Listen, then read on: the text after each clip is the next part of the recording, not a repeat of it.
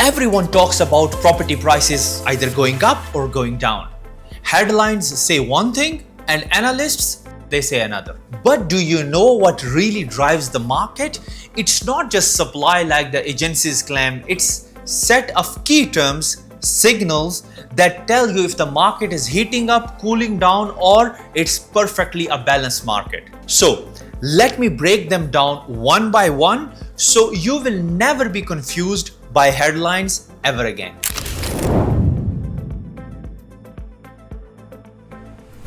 Supply means how many new homes are coming into the market. Apartments, villas, townhouses. Too much supply without enough demand can pressure the prices. But don't fall for the myth that supply alone predicts the future. Demand is equally powerful, and in Dubai, population and foreign investors, they often outpace the supply.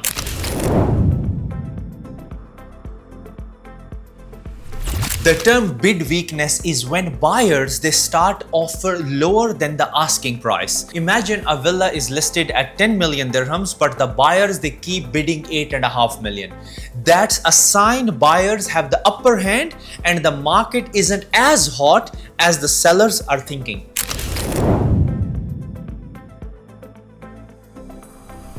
Now, day on the market or DOM. This is simply how long a property sits before it sells. A rising DOM means properties are sitting longer and the market is cooling down. And a falling DOM means that homes are snapped up quickly. The market is heating up. In a hot Dubai market, villas sell in 10 to 20 days, and in a slow one, it may take from 100 to 200 days.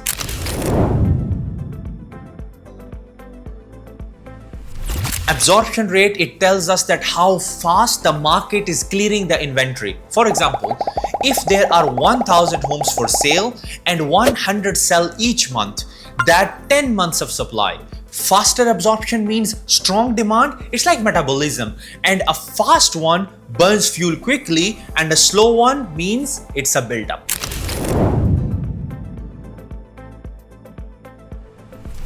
Vacancy rate, it shows how many rental units are empty. So if 20 out of 100 apartments they're sitting empty, that's a 20% vacancy rate. Higher vacancy, weakened rental demand and lower rents. Low vacancy, stronger rental demand and higher rental yields for investors.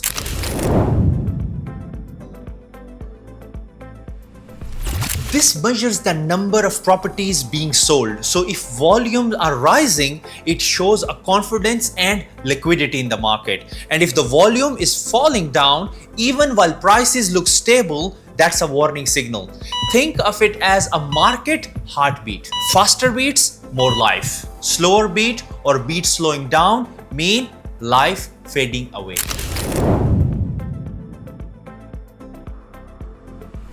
So a listing prices are what sellers they asked for, not always what they get. Rising listing shows optimism, but if buyers they don't bite, it's just a sentiment. Falling listing suggests that there is a desperation in the market.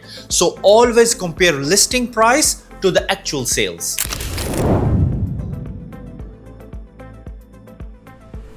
Now the feather effect is that this effect means there is a delay in market reaction. Imagine dropping a feather. So it does not fall instantly, it drifts slowly. Same with real estate. So when there is an external stimulus, for example, interest rate rise, price don't react overnight. It might take certain number of months before this shift, it actually fully shows into the market.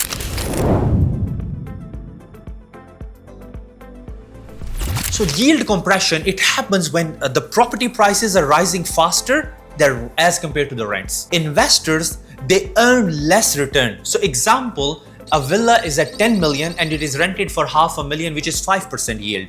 If the villa price jumps to 15 million but the rent stays at $500,000, then the yield has fallen down to 3.3%. This is called yield compression.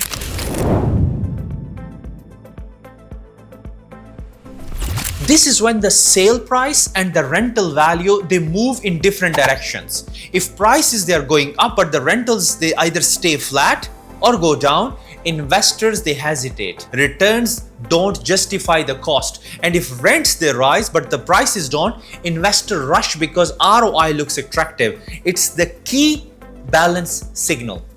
The next time someone says, oh, the market is going to crash, don't just nod. Ask them, what is the DOM?